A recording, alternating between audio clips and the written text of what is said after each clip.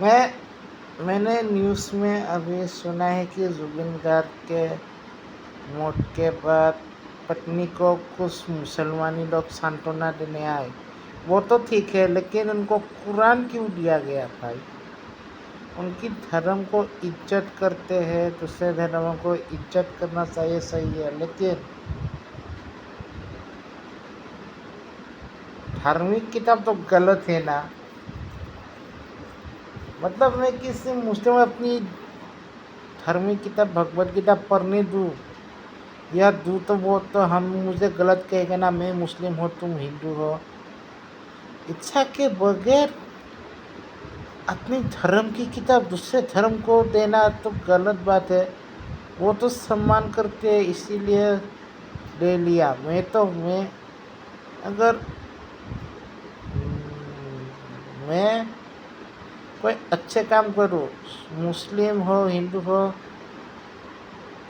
मुझे सम्मान देने वाले बहुत लोग होते हैं, ठीक है। मेरा बाप मर जाए मुझे सांत्वना देने बहुत लोग आएंगे, लेकिन धार्मिक किताब पर कोई मुझे कुरान देगा ना, मैं तो उसे जला ही दूंगा,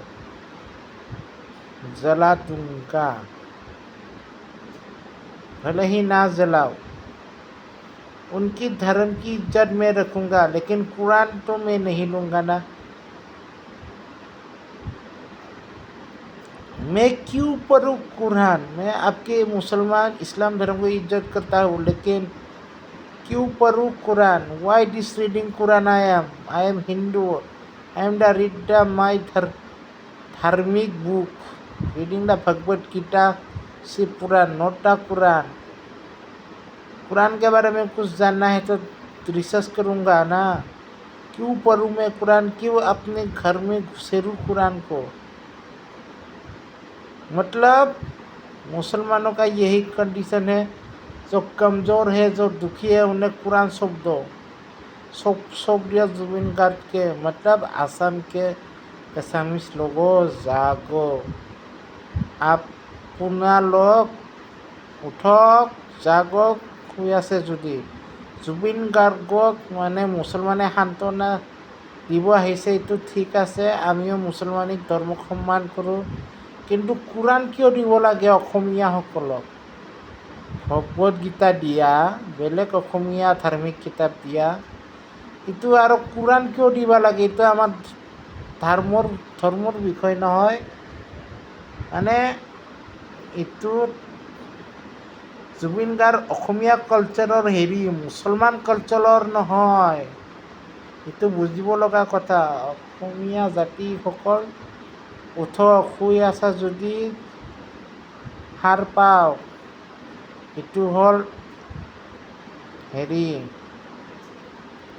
আৰম্ভ হৈ গ'ল। আপুনি যদি দুখী হয়, জুবিন গাৰ্গৰ পত্নীক দুখী হৈছে কাৰণে কুৰান দিছে, আমাকো কেতিয়াবা হ'ব পাৰে।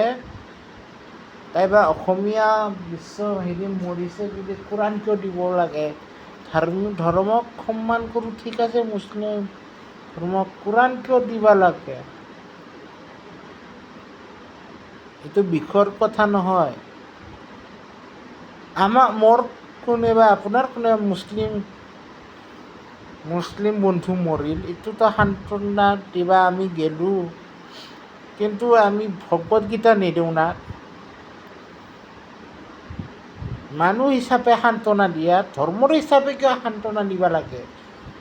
তুমি মুছলিম, মই হিন্দু, মানে মই হিন্দু তুমি মুছলিম।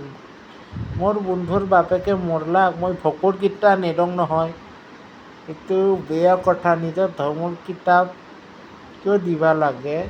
জুবিন গাৰ্গে হিন্দু ধৰ্মত জন্ম হৈছিল নাকি মুছলিম ধৰ্মৰ? পত্নীক কিয় ভগৱত গীতা দিবা লাগে? এইটো মেইন ৰিজন। মুছলিম ধৰ্মৰ বুদ্ধি নাই। আৰম্ভ হৈ গ'লে অসমত, যাই কমজোৰ, যাই দুৰ্বল, যাই দলিত, তাহাক মুছলিম বনাৱাৰ বুদ্ধি ইছলামৰ। যাই নিজৰ ধৰ্ম ভালকৈ জানে, ভগৱত গীতা পঢ়ে, ভগৱত গীতা কোনো ধাৰ্মিক কিতাপ পঢ়ে তাক কোনোদিনো ধৰ্ম পৰিৱৰ্তন কৰিব নোৱাৰে। যাই দুৰ্বল, ধৰ্মৰ কিতাপ নপঢ়ে, ধৰ্মৰ বিষয়ে বেছি নাজানে, তাকে ধৰে। সেইকাৰণে মুছলিম আবাদী বাঢ়িছে, বুজিছা? বেলেগ ধৰ্মৰ আবাদী বাঢ়াটো সেইটোৱে, দলিত দৰিদ্ৰ নিজৰ ধৰ্মৰ বিষয়ে ভালকৈ নজনাৰ বাবে ধৰে আৰু নিজৰ ধৰ্মত কনভাৰ্টেড কৰায়, ধৰ্ম পৰিৱৰ্তন কৰায়। নিতান্তক ভগৱত গীতা পঢ়িব লাগে।